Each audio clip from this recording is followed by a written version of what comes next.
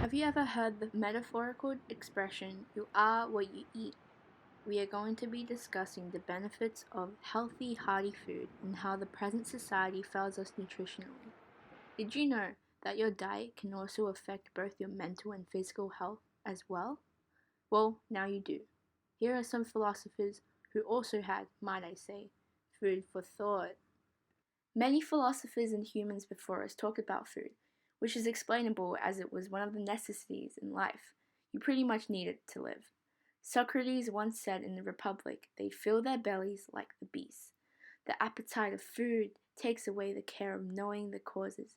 Gluttony, he said, would even make you dumb, as those who study nothing but their food are content to believe absurdity. Leviathan, page 432. As you can possibly see, gluttony has already been discussed in history. Socrates and Thomas Hobbes both see overeating and gluttony as stupid and a sin. I shall thee say I agree to disagree. Yes, overeating is not having self-control, but it definitely isn't a sin, nor stupidity. We also have to think about environment our said subject has been impacted from. It's absolutely normal for human bodies to want things, and if it's right in front of us, what we want is what we get. In Asian culture, especially my family, I was forced to eat everything that was on our plate. No, it's not anything too crazy. Usually, lower class people have experienced starvation, and it's the appreciation of having food and the importance of enjoying a meal, not wasting anything, because of the understanding that there are people that do not have what they have out of this time. In Korean and Japanese culture, they thank their food before eating it, appreciating what they have. However, I must agree that in today's fast paced society, the formula of the high of cheap, greasy fast food plus greedy media equals overweight and overfed people. To the dopamine high you get from food is terrible.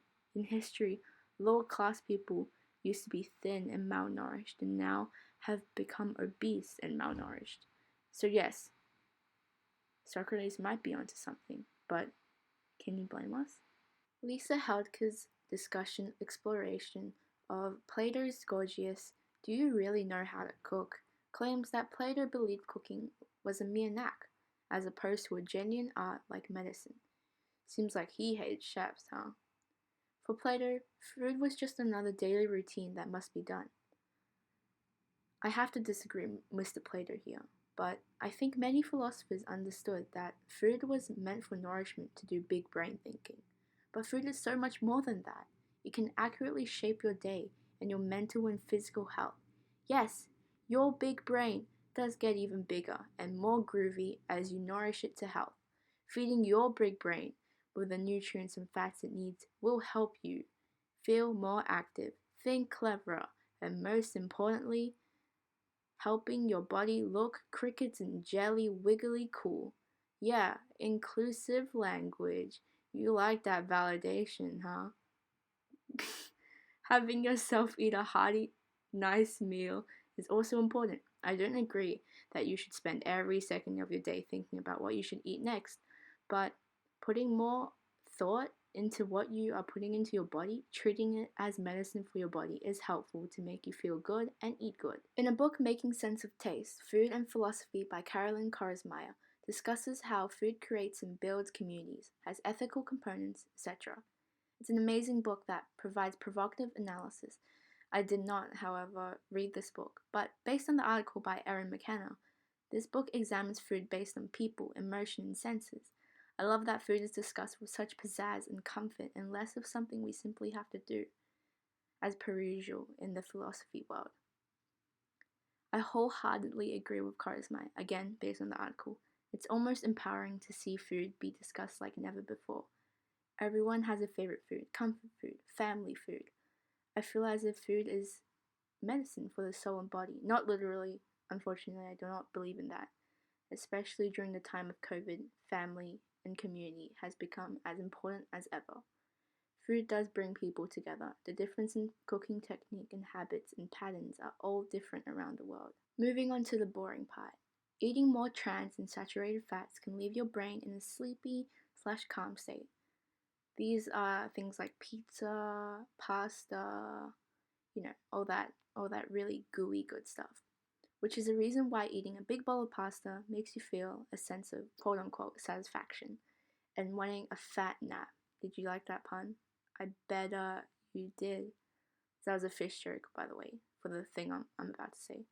However, eating more fatty acids, which must come from consumption, such as nuts, fatty fish, and seeds, all omega-rich foods, helps your brain develop, function, and be more productive. A diet with a combination of foods helps maintain a balanced combination of brain messengers, leaving your brain alert, fresh, and less moody.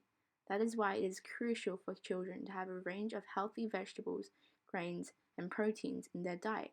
Food manipulates how we feel, interact, and behave, almost like a toxic friend. Food is important for education and daily living. But why is this not emphasized in today's society more? Rural areas and underprivileged places have a higher consumption of unhealthy foods. This is already proven true in Australia, and sadly, no one is doing anything about it. Ironic for someone to say, I know, who was privileged enough to be able to buy fresh produce at my supermarket anytime I want.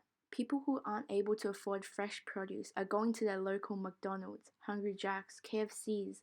Another reason why big companies aren't doing anything about it or talking about it, because they're making money off of it.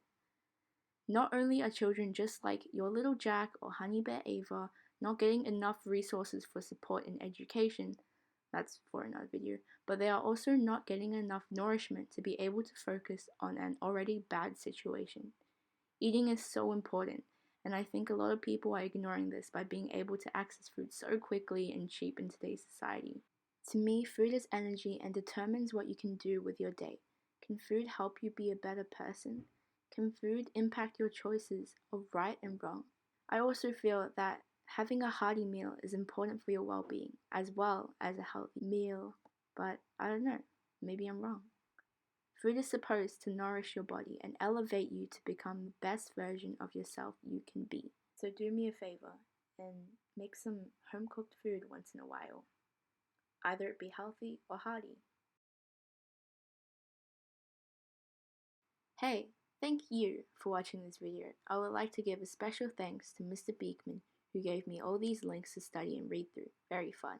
And to Mr. Eisen, my geography teacher, who showed me that one video on food in rural areas in Year 9. All these awesome links and extra information will be put in my bio, so you can have a read if you want. And if you don't want to, please subscribe and share the video so I can get money from you while doing a school project. Thanks. What do you think about food? 食飽有力做嘢咯。 Make me happy. Alright. Is that what you got? You like it? You love it? No, you have to eat it. No, you love food. How do you think it shapes your day? 食飽先有力做嘢咯。 Okay. Alright. Thanks.